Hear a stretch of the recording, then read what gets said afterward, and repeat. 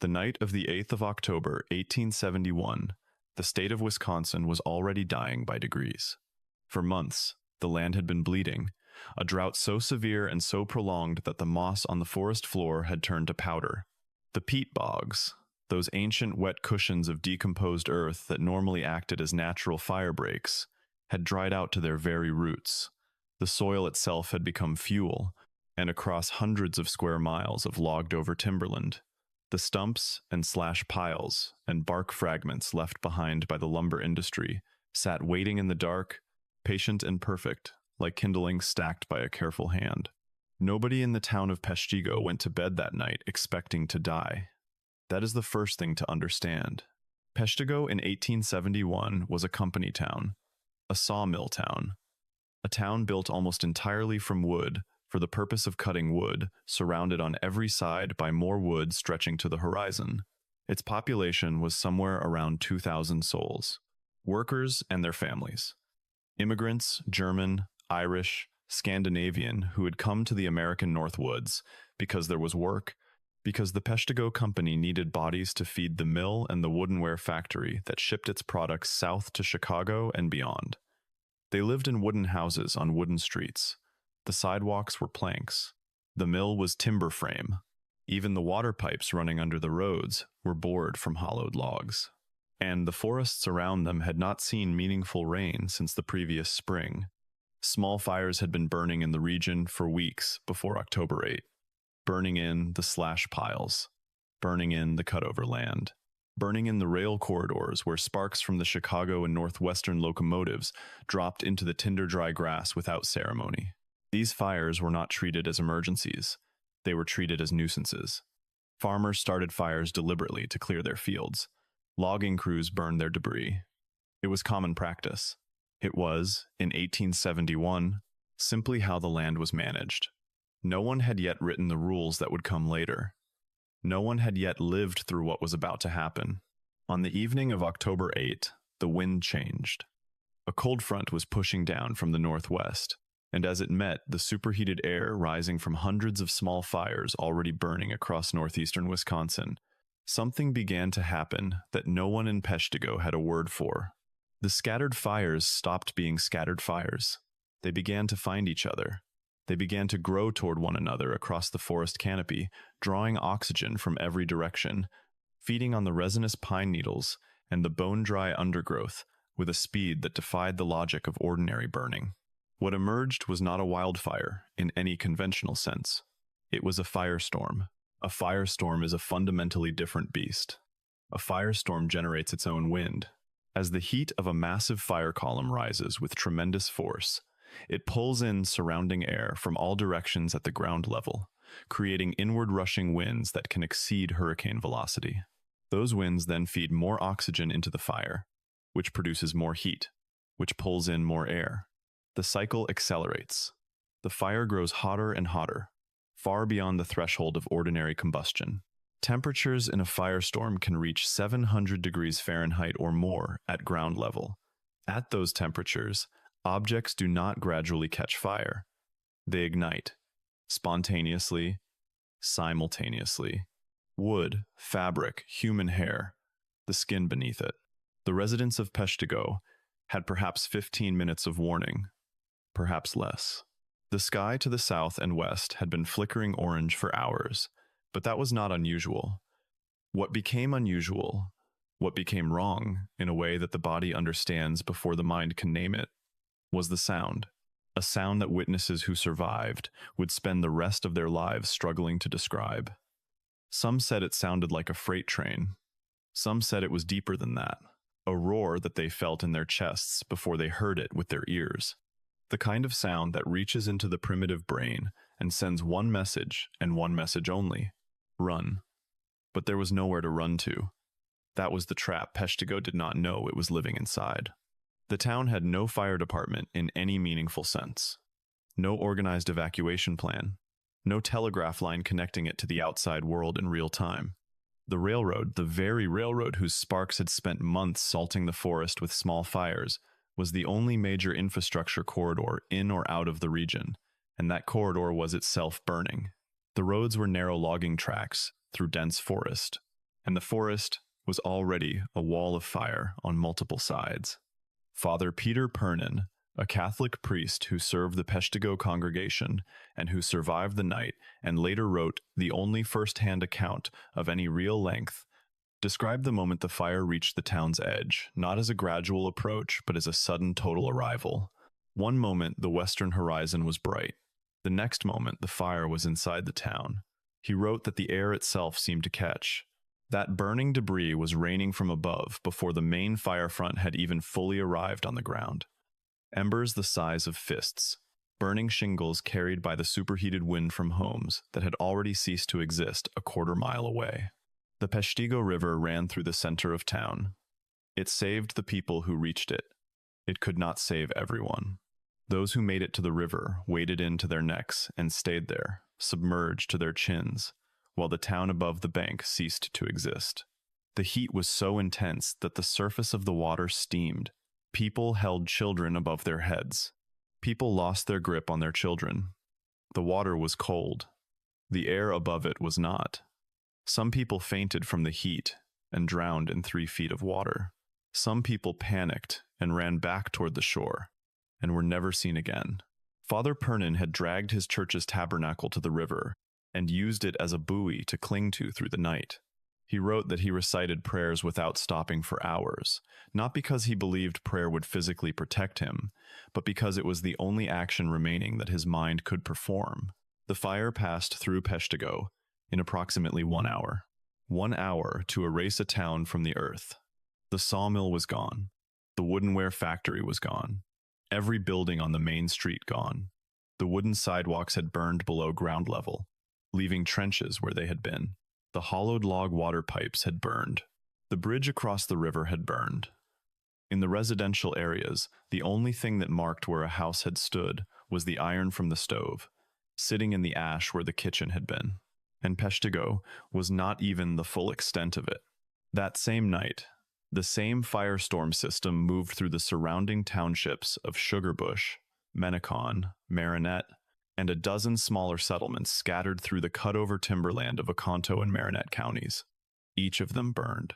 In Sugarbush, a farming community of German immigrants who had cleared their land and built their houses and planted their first crops with the labor of years, the fire hit so fast and so completely that entire families were found huddled together where they had fallen, having made it no farther than their own yards.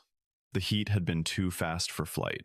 The only thing faster than the fire that night was the fire's own wind, running ahead of it like a messenger.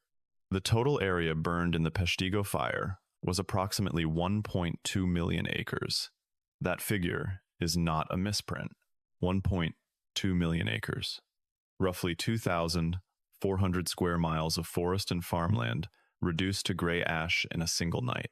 The official death toll was recorded at somewhere between 1,500 and 2,500 people. The range exists because entire communities were so completely destroyed that there was no one left to count who was missing.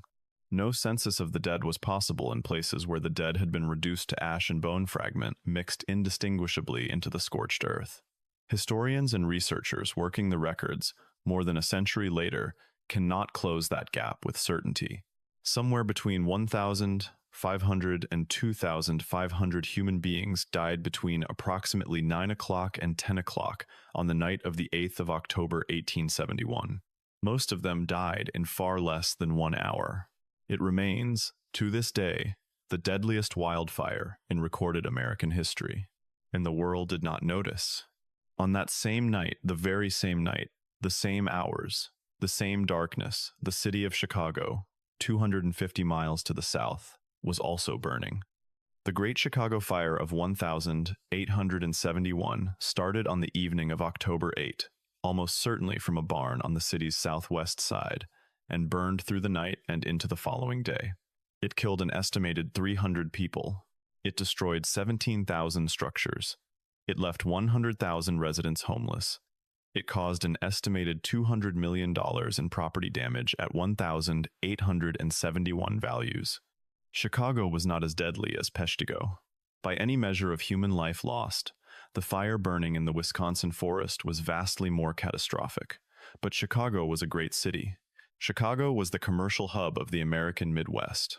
Chicago had telegraph lines running in every direction, connecting its burning streets to every major newsroom on the continent within hours.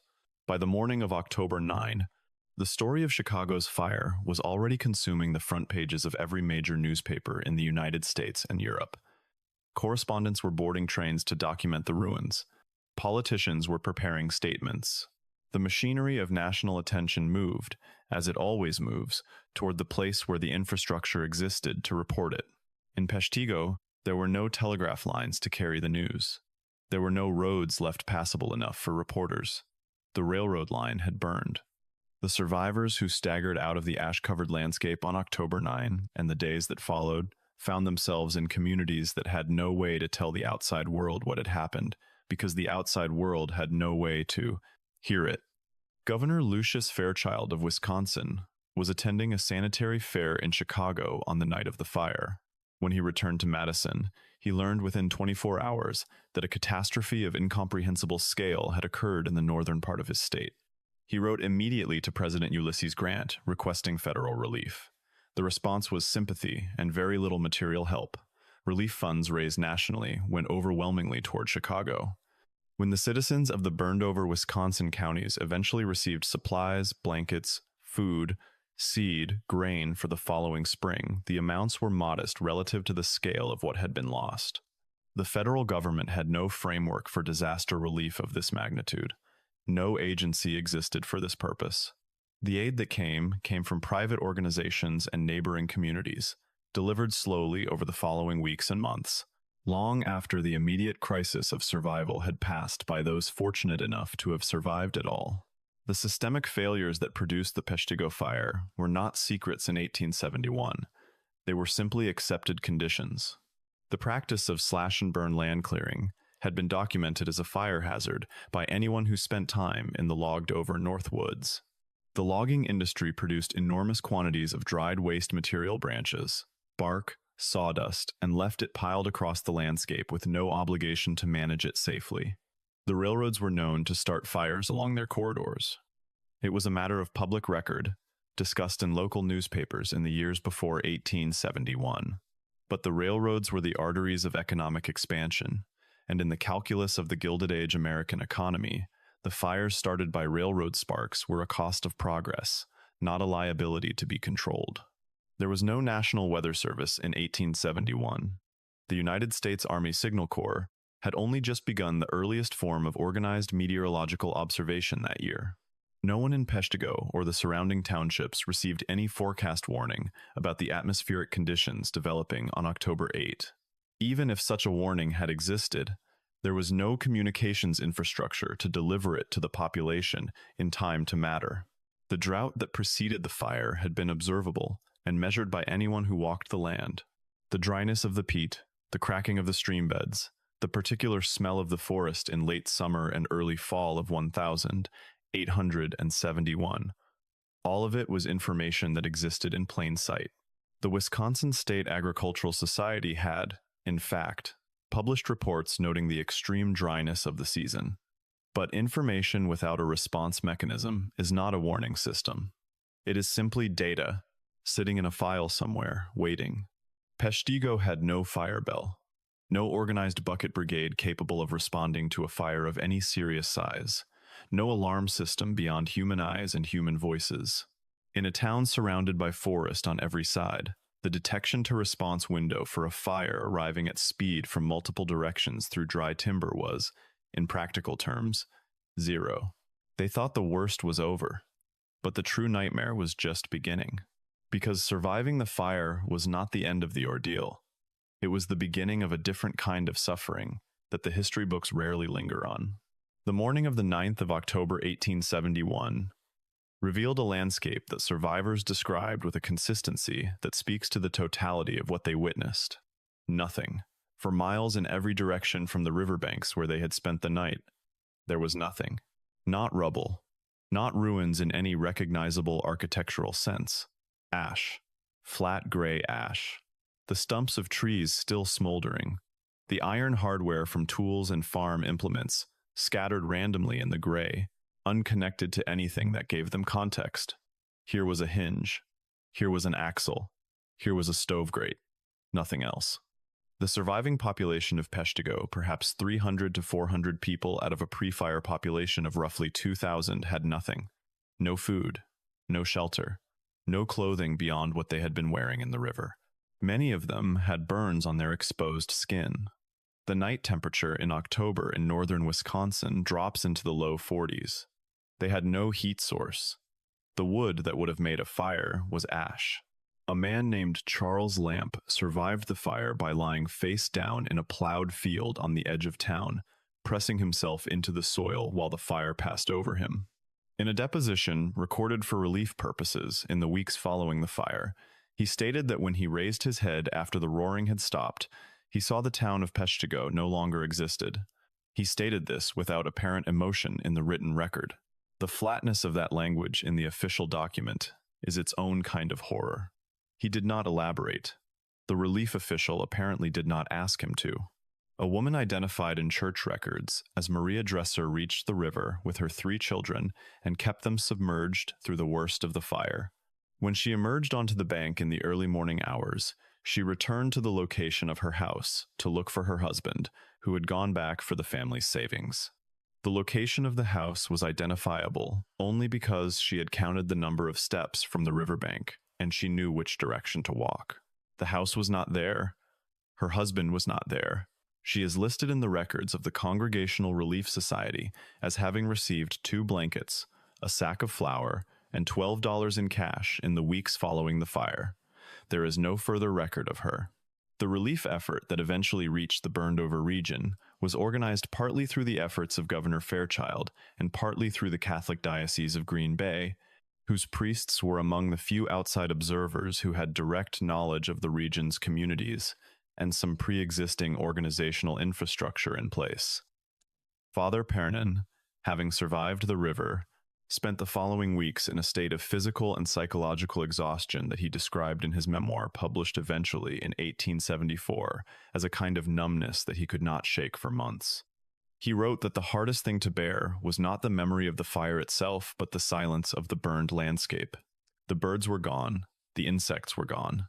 The wind moved through the ash without producing any sound he recognized. He had lived for years in a forest that was never quiet. After October 8, it was so quiet it seemed impossible. The regional economic destruction was total in a way that the national press, focused on the spectacular ruins of Chicago, never fully quantified. The farms of Marinette and Oconto counties had not only burned, they had lost their topsoil in many areas, the organic layer incinerated down to bare mineral earth. The following spring's planting faced not just the psychological burden of survivors attempting to rebuild, but the literal physical problem of land that could no longer easily grow crops. Cattle herds were wiped out, the farming infrastructure, barns, fencing, stored equipment was gone. Many farm families did not return. They took whatever relief they received and left Wisconsin entirely, moving west or south to states where starting over did not require beginning from a foundation of ash. The timber industry, whose practices had contributed so substantially to creating the conditions for the firestorm, was not significantly regulated as a result of Peshtigo. The Wisconsin legislature discussed land-clearing fire regulations in the years following 1871, but the logging industry's economic and political weight in the state was enormous, and meaningful reform was slow. Controlled burns for land clearing continued. Slash piles continued to accumulate in logged-over land across the Great Lakes region.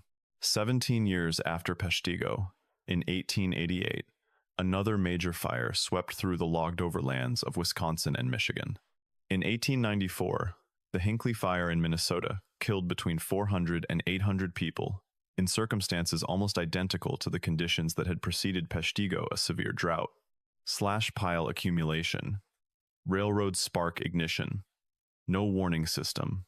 In 1918, the Cloquet Fire in Minnesota killed 453 people.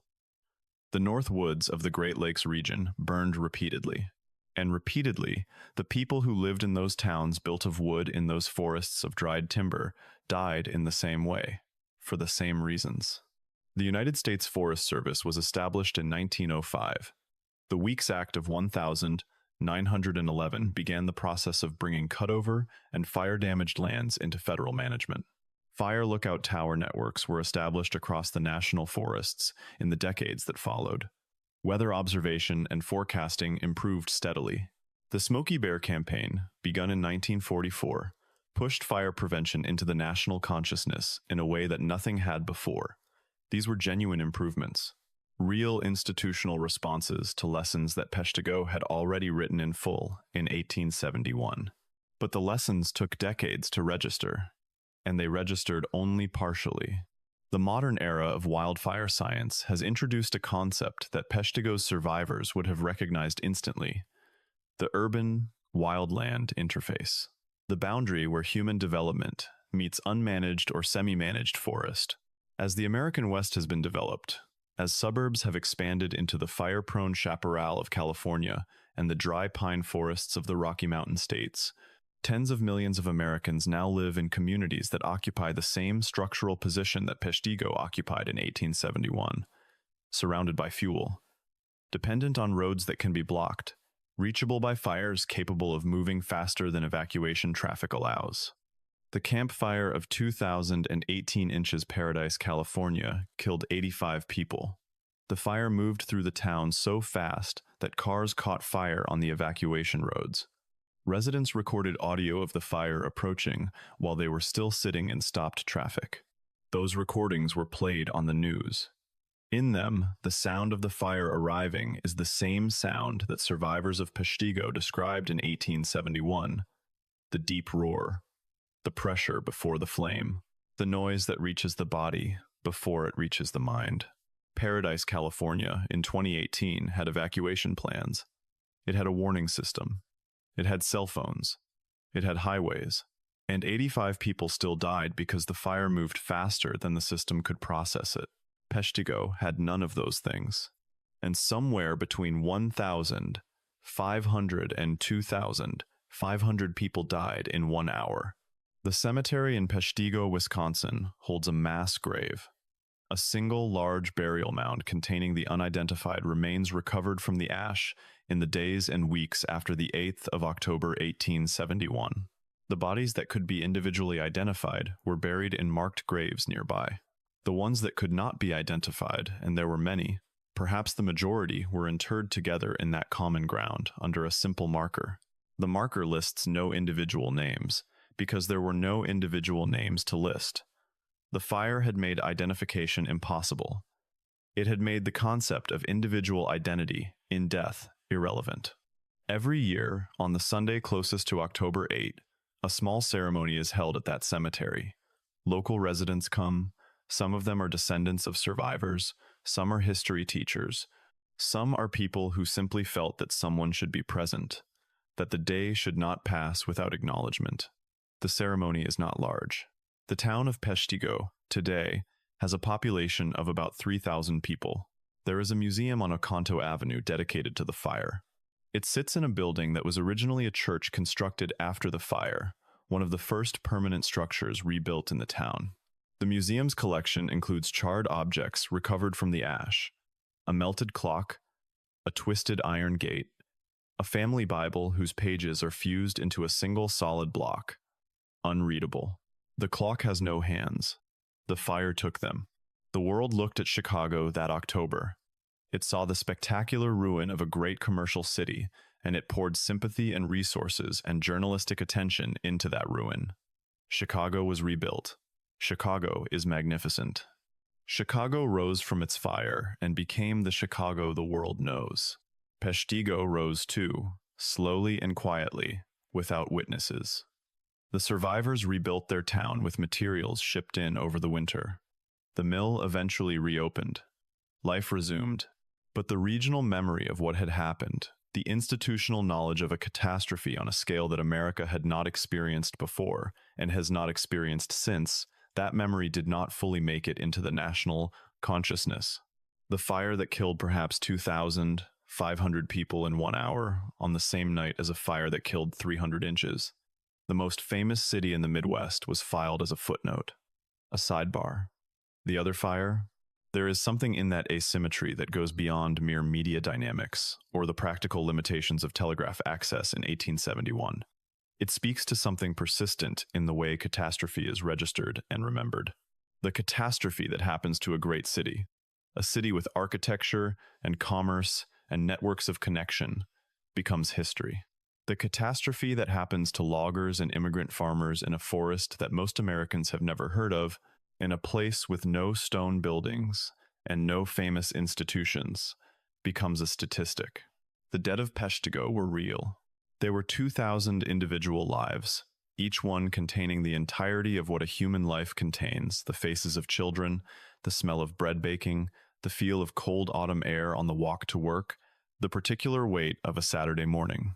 All of it present and entire on the evening of October 8. All of it ended, in most cases, in less than an hour. In some cases, in minutes. The forest that burned that night is gone. Not that specific forest. The trees have grown back over 150 years. The land has healed in its biological way, but the old-growth timber country of northeastern Wisconsin that existed in 1871, that world of vast pine and cedar and hemlock stretching unbroken to the horizon, that world was already dying before the fire came. The logging industry had been taking it apart for decades. The fire simply finished the job in a single night and in a manner that left nothing to doubt. What grew back was different. It is still different. The forest that stands in Marinette and Oconto counties today is second-growth timber, managed land, a landscape that knows it has been touched. The towns that exist in that region today are small. The population of the burned counties never fully recovered to pre-fire levels in some areas. The land remembers, in the way that land remembers, through the composition of its soil, and the species of its understory, and the depth of the ash layer that still exists a few inches below the topsoil in certain fields if you care to dig. The question that Peshtigo asks, the question that Hinckley asked, that Cloquet asked, that Paradise asks, is not complicated. It was not complicated in 1871, and it is not complicated now. The question is whether the places where people live have been built with honest knowledge of what the land around them is capable of doing, whether the gap between what we know and what we prepare for is being closed, or whether it is being maintained by the same economic calculations and political inertia and collective willingness to believe that the worst thing will happen to someone else, somewhere else, in some other year. Peshtigo believed that, on the morning of the 8th of October 1871, every person in that town believed that. By 10 o'clock that evening, there was no one left in Peshtigo to believe anything. The ash was still warm when the sun rose the following morning. It would stay warm for days. And 250 miles to the south, the telegraphs were singing with the news of Chicago.